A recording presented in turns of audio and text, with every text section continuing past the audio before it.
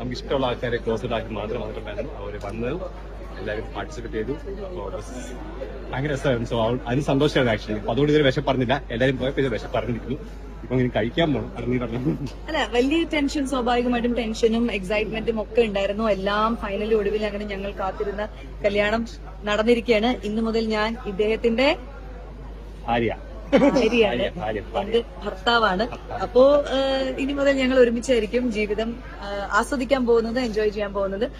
ഇന്നത്തെ കുറെ നല്ല സർപ്രൈസ് മൊമെന്റ്സ് ഉണ്ടായിരുന്നു. സുരേഷ് ഏട്ടൻ വന്നു, ദിലീപ് ഏട്ടൻ വന്നു, ശ്വേതാജി വന്നു, അനുശ്രീ, മഞ്ജു ചേച്ചി, രചനേച്ചി, ദേവി, അപ്പോ സരയു, എല്ലാരും കൂടി ആഘോഷമാക്കിയപ്പോഴേ ഞാൻ ഇമോഷണലി ഭയങ്കര എന്താ പറയാ തളർന്നു ഞാൻ. അപ്പം എല്ലാവർക്കും thank you so much. And പ്രേക്ഷകർക്ക് എല്ലാവർക്കും താങ്ക് യു സോ മച്ച്. അതെ, ഇന്റർവ്യൂല് പറഞ്ഞ പോലെ, കാരണം വലിയ കഥയാണ്.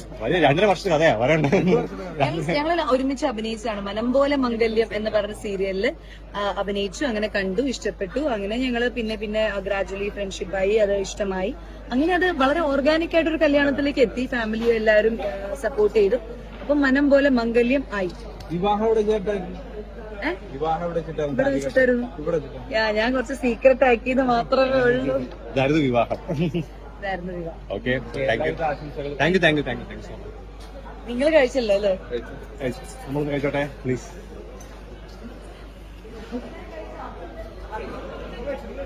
നിങ്ങൾ കഴിച്ചോ? പയ്യെ കഴിച്ചായി.